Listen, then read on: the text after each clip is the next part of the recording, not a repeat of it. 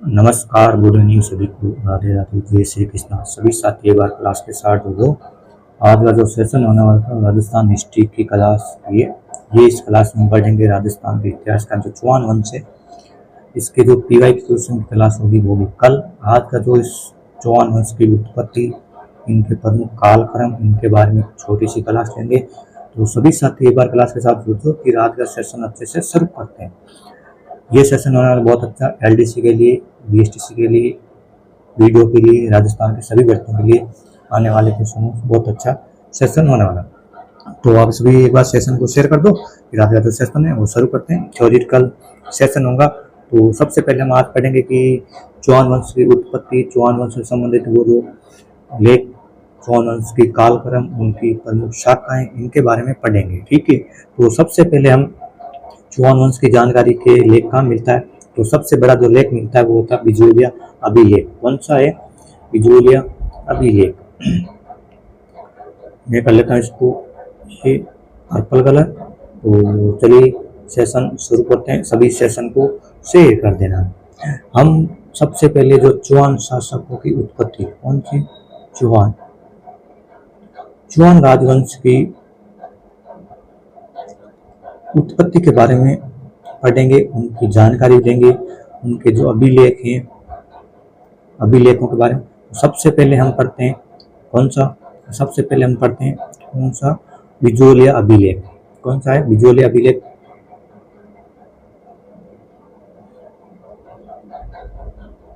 बिजोलिया अभिलेख कहाँ पे? ये आपके बिजोलिया अभिलेख किसने उत्कीर्ण कराया था? ये कराया था आपके सोमेश्वर चौहान। इसने सोमेश्वर चौहान ने कराया। कब कराया था?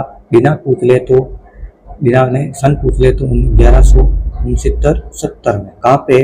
बिजोलिया अभिलेख कहाँ है आपके? भीलवाड़ा। कहाँ पे? आपके भीलवाड़ा में। इसकी जो सोमेश्वर की उपाधि मिलती है, इसमें कौन सी मिलती है? प्रताप लंकेश्वर। कौन सी मिलती है आपके? प्रताप लंकेश्वर। इसमें इनकी उपाधि मिलती है। कौन सी? प्रताप लंकेश्वर, इनकी उपाधि मिलती है। इसके लेखक कौन है? लेखक पूछ ले आप तो कौन है? तो गुणभद्र है। कौन से? बिजोलिया अभिलेख के लेखक कौन है? गुणभद्र। कौन सा? गुणभद्र इसके लेखक हैं। इस अभिलेख के पास एक जैन शावक लोलाक में। कौन से? इस अभिलेख के पास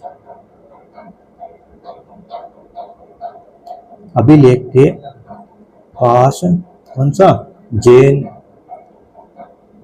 शावक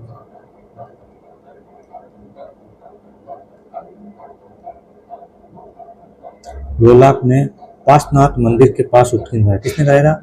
जैन शावक लोलाक ने। इसने पार्श्वनाथ मंदिर, कौन सा मंदिर है आपके? पार्श्वनाथ मंदिर के पास उत्कीर्ण करवाया।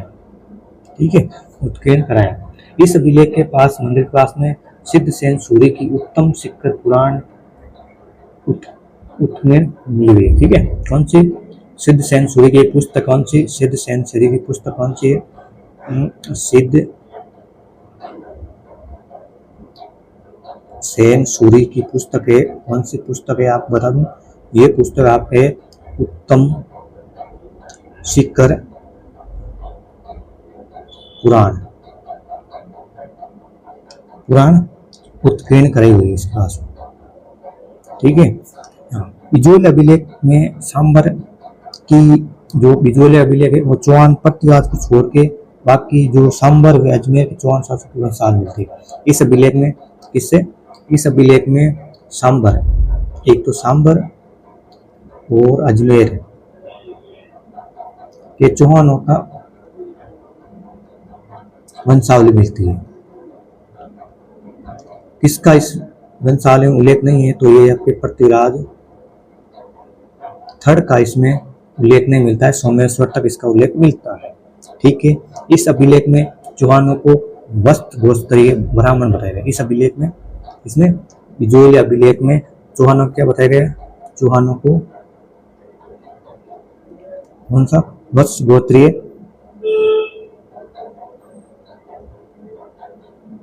ब्राह्मण बताए गए हैं। कौन सा? ब्राह्मण बताए। इसी अभिलेख के अनुसार दशरथ शर्मा की जो पुस्तक है अर्ली चौहान डायनेस्टी, उसमें उन्होंने चौहानों को ब्राह्मण बताया गया। इस अभिलेख में 551 वासुदेव चौहान ने सांबर झील का निर्माण का अभिलेख उल्लेख मिलता है। कौन सा? 551 ईस्वी में वासुदेव चौहान ने, कौन से? वासुदेव चौहान ने सांबर झील का निर्माण कराया, झील का निर्माण कराया, इसका उल्लेख मिलता है। ठीक है, इस अभिलेख में एक शब्द मिलता है, कौन सा शब्द? जो डोहली शब्द। कौन सा है? डोहली। कौन सा शब्द है? डोहली शब्द का उल्लेख मिलता है। डोहली, डोहली शब्द का मतलब क्या होता है? ये शब्द का अर्थ होता है कि जो मंदिर के लिए भूदान करना, उससे अर्थ होता है। इसका अर्थ क्या होता है? अर्थ है मंदिर के लिए भूदान, मंदिर के लिए भूदान, ये है डोहली। ठीक है, विग्रह चतुर, इस अभिलेख में क्या मिलता है? इस अभिलेख में मिलता है कि विग्रह चतुर ने दिल्ली के तोमर वंशीय शासक तंवरपाल को पराजित कर दिल्ली पर अधिकार कर लिया। बिजोली अभिलेख में ये मिलता है कि जो विग्रह फोर्थ था, चतुर्थ, यानी कौन सा? विग्रह चतुर्थ ने कौन सा? दिल्ली के तंवर वंश, कौन सा? दिल्ली का तोमर वंश, सॉरी, दिल्ली का तोमर वंश, तोमर वंश के शासक तंवरपाल को पराजित करके दिल्ली पर अधिकार किया। इस पर दिल्ली पर अधिकार किया था। ठीक है, दिल्ली पर अधिकार किया था। इस अभिलेख में कुछ पुराने नगरों के नाम मिलते हैं, प्राचीन शहरों के नाम मिलते हैं, जिसमें ऊपरमाल यानी उत्तरमरादी, बिजोल यानी विजयावली, सांबर यानी सपालदक्ष, भीनमाल मतलब श्रीमाल हो गया, जालोर, जबालीपुर, नागौर का आई छतरपुर मिलता है, और आपके बीकानेर का जंगल प्रदेश मिलता है। तो ये बिजोली अभिलेख है। बिजोली अभिलेख में क्या है? बिजोली अभिलेख किसने उत्कीर्ण कराया था? उत्कीर्ण करता सोमेश्वर चौहान कब कराया था? 1169-70 में। सोमेश्वर की उपाधि क्या मिलती है? प्रताप लंकेश्वर। लेखक कौन है? गुणपदर है। इस अभिलेख के पास जैन साधक लोगला की पासनाथ मंदिर के पास उत्कीर्ण कराया था। इस अभिलेख के पास सिद्ध सेन सूर्य की पुस्तक उत्तम शिखर पुराण के उत्कीर्ण मिलती है। इसमें पृथ्वीराज चौहान के अलावा सांबर से लेकर चौहान के, अजमेर के चौहानों सभी की वंशावली मिलती है। इस अभिलेख में ब्राह्मण चौहानों को वस्त्र गोत्रीय ब्राह्मण बताया गया। इसी अभिलेख का आधार दशरथ शर्मा की पुस्तक है अर्ली चौहान डायनेस्टी, उसमें चौहानों को ब्राह्मण बताया गया। 551 में वासुदेव चौहान ने सांबर झील का निर्माण कराया। इस अभिलेख में इसका उल्लेख मिलता है। डोली शब्द का अर्थ होता है जो मंदिरों के लिए भूदान करते हैं, उसके लिए इसमें डोली शब्द उपयोग किया। विग्रह चतुर्थ ने दिल्ली के तोमर वंश से तंवरपाल को पराजित कर दिल्ली पर अधिकार कर लिया। इस अभिलेख में इसकी जानकारी मिलती है। इस अभिलेख में कुछ शहरों के प्राचीन नाम मिलते हैं, जिसमें आपको मिलते हैं ऊपरमाल मतलब ऊपरवादी हो गया, उत्तमरादी हो गया, बिजोलिया मतलब उज्जैवली हो गया, सांबर मतलब सपालदक्ष हो गया, सपालदक्ष, भीनमाल मतलब श्रीमाल हो गया, जालोर मतलब जबालीपुर हो गया, नागौर मतलब छतरपुर, बीकानेर मतलब जंगल प्रदेश। तो ये था बिजोली अभिलेख। अब हम पढ़ेंगे चौहानों के उत्पत्ति के प्रमुख अलग अलग सिद्धांत। क्या होते हैं? चौहानों के उत्पत्ति के प्रमुख सिद्धांत हम क्या पढ़ेंगे? अभी चौहानों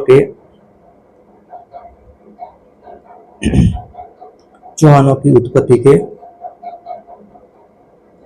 उत्पत्ति के संबंधित सिद्धांत। तो सभी आप पेन कॉपी लेके बैठ सकते हो, शार्ट नोट्स बना सकते हो। सिद्धांत, ठीक है। पहला सिद्धांत कहता है कि ब्राह्मण वंशीय मानने वाले। चौहानों को ब्राह्मण वंशीय कौन कौन मानते हैं? इसका अभिलेख कहाँ मिलता है, किसमें मिलता है? कौन सा? ब्राह्मण वंशीय। ब्राह्मण वंशीय मानने वाले अभिलेख। इसमें सबसे पहला नाम आता है आपका दशरथ शर्मा का। कौन सा? दशरथ शर्मा। दूसरा नाम मिलता है आपके गोपीनाथ शर्मा। कौन सा? गोपीनाथ शर्मा। और थर्ड नंबर मिलता है डी.आर. भंडारकर। कौन सा? डी.आर. भंडारकर। ये तीनों चौहानों को कौन सा? ब्राह्मण वंशीय मानते हैं। नयामत खान की पुस्तक है कायम रासो, उसमें चौहानों को ब्राह्मण वंशीय माना गया। कौन से? ठीक है, क्या माना गया चौहानों को? कौन सी है पुस्तक? नयामत खान की पुस्तक। कौन सा? ये आपके नयामत खान की पुस्तक में कौन सी कायम खा रासो? चौहानों को ब्राह्मण वंशीय माना गया है, वंशीय माना गया। ठीक है। फिर अगला सिद्धांत कहता है, अगला सिद्धांत क्या है? अगला सिद्धांत है कि अग्निवंशी मानने वाले, जो अग्नि से उत्पन्न हुए उनके लिए। दूसरा सिद्धांत कहता है अग्निवंशी, अग्निवंशी मानने वाले विद्वान। ठीक है। पहला है कौन है? पहला है चंद्रवरदाई,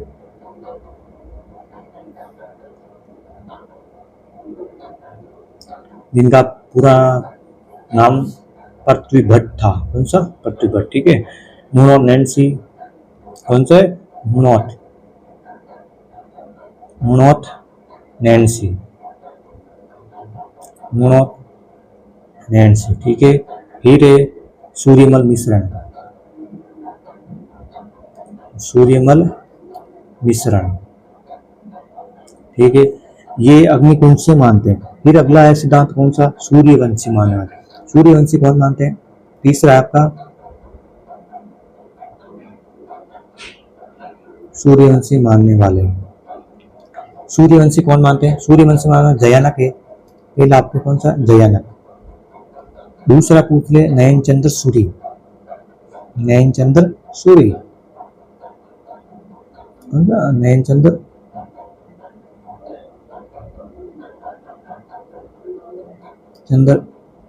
सूरी। तीसरा पूछ ले आपको दशरथ शर्मा, कौन सा?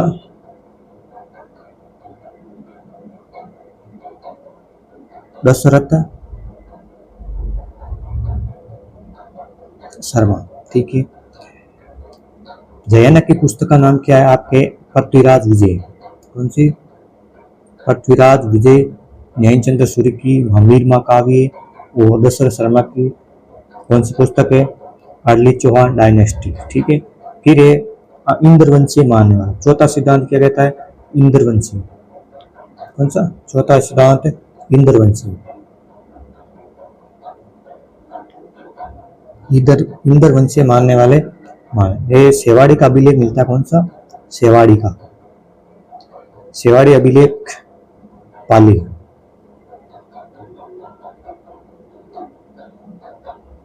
इसमें चौहानों को क्या माना गया? इंद्रवंशी। ये रायपाल का लिखा हुआ। कौन सा? सेवाड़ी रायपाल। ठीक है। फिर ये चंद्रवंशी मानने वाले सिद्धांत। पांचवा सिद्धांत कौन सा? चंद्रवंशी। कौन सा? चंद्रवंशी।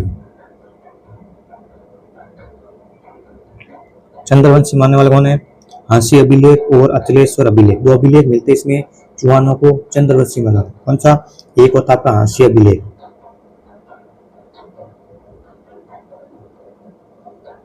एक है आपके अचलेश्वर।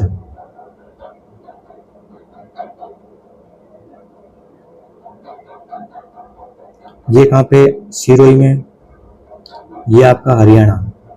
इन दोनों अभिलेख में चौहानों को चंद्रवंशी बताया गया। लास्ट छठा भी 6 नंबर है सिद्धांत, जो है आपके विग्रह चतुर्थ का अभिलेख। कौन सा? विग्रह राजकोट का अभिलेख। इस अभिलेख में राजपूताना संग्रहालय अध्ययन में पड़ा। इसमें इक्वांश वंश का रघुवंश कुश के वंश बताया।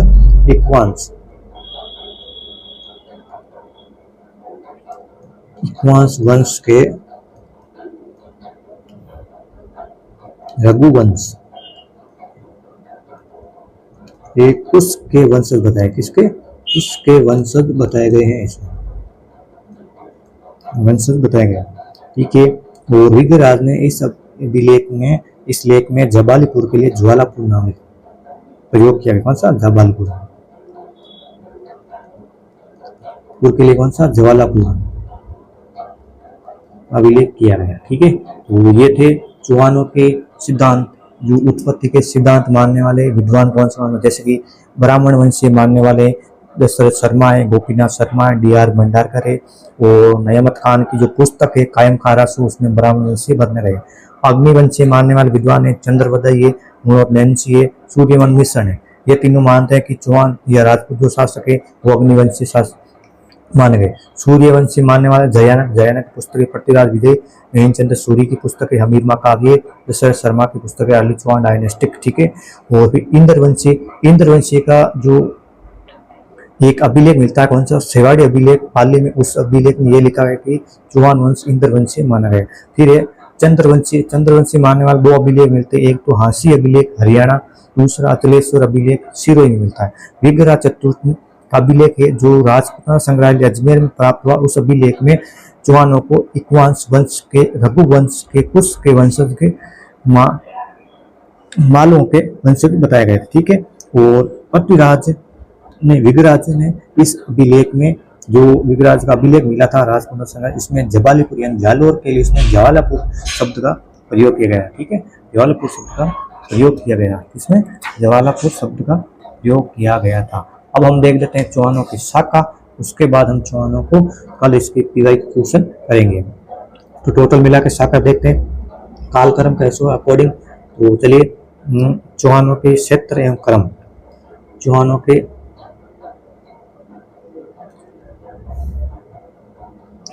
क्षेत्र एवं क्रम। तो चलिए सबसे पहला क्षेत्र हम हैं, सबसे पहले सांबर, नंबर 1 पर आएगा आपको सांबर। कब, ये 551। कौन है, वासुदेव। फिर इससे नीचे चलते हैं हम, तो इससे नीचे चलने पर 2 नंबर आपका आता है, कौन सा, नाडोल। नाडोल कहाँ, पाली। कब, 950 ईस्वी। 950 ईस्वी किसने, लक्ष्मण जी, ठीक है। फिर आगे चलते हैं ना,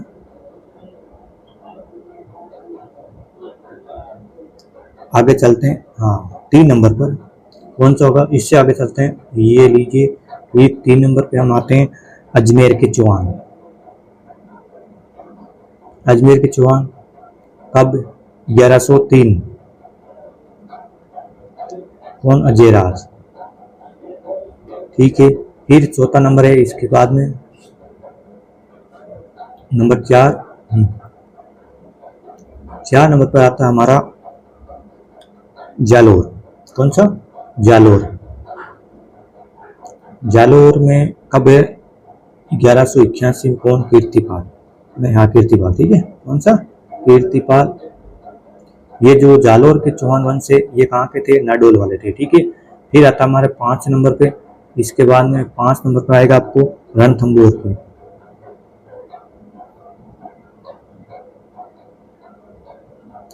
कब, ये है आपके 1194 में।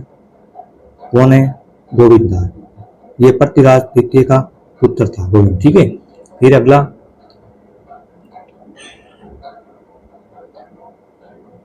6 नंबर, नेक्स्ट 6 नंबर पे बूंदी। कौन सा, बूंदी। बूंदी में आपका ये कौन सी शाखा थी, हाड़ा शाखा थी। 1241 में किसने, देवा हाड़ा ने। फिर 7 नंबर पे आते हैं हमारे कौन सा, सिरोही।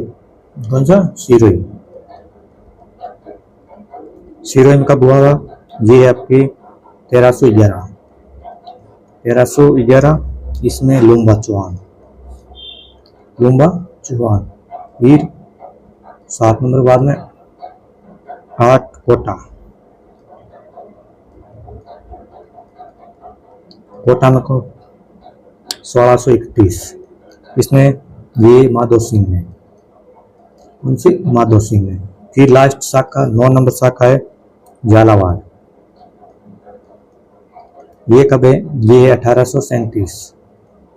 इसमें कौन सी हाड़ा शाखा थी, जाला मदन सिंह। कौन से, जाला मदन सिंह,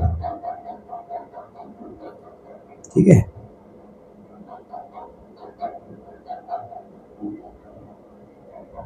तो ये थे चौहानों के कालक्रम, जो इनकी दिख रहे हैं, कालक्रम। सबसे पहले चौहान क्षेत्र एवं कालक्रम में जैसे कि सांबर 551, वासुदेव चौहान नाडोर 950, लक्ष्मण देव अजमेर 1103, अजयराज जालोर 1181, कीर्ति पाल रणथंभौर 1194, गोविंद बूंदी के बाद में रणथंभौर बूंदी के 1241, देवा सिरोही 1311, लूम्बा चौहान कोठा 1631, माधव सिंह और लास्ट में झालावाड़ के झाला मदन सिंह, ये थे चौहानों के उत्पत्ति और उनके सिद्धांत, उनके कालक्रम। कल हम पढ़ेंगे इसके पीवाई के क्वेश्चन। क्लास कैसी लगी? क्लास अच्छी लगी तो क्लास को लाइक करें, शेयर करें, चैनल में पहले वाला चैनल को सब्सक्राइब जरूर करें। जय हिंद। आज क्लास यहीं समाप्त करते हैं, कल इसके पीवाई के क्वेश्चन देखेंगे। तब तक पढ़ते रहिए, मस्त रहिए, आगे बढ़ते रहिए। जय हिंद।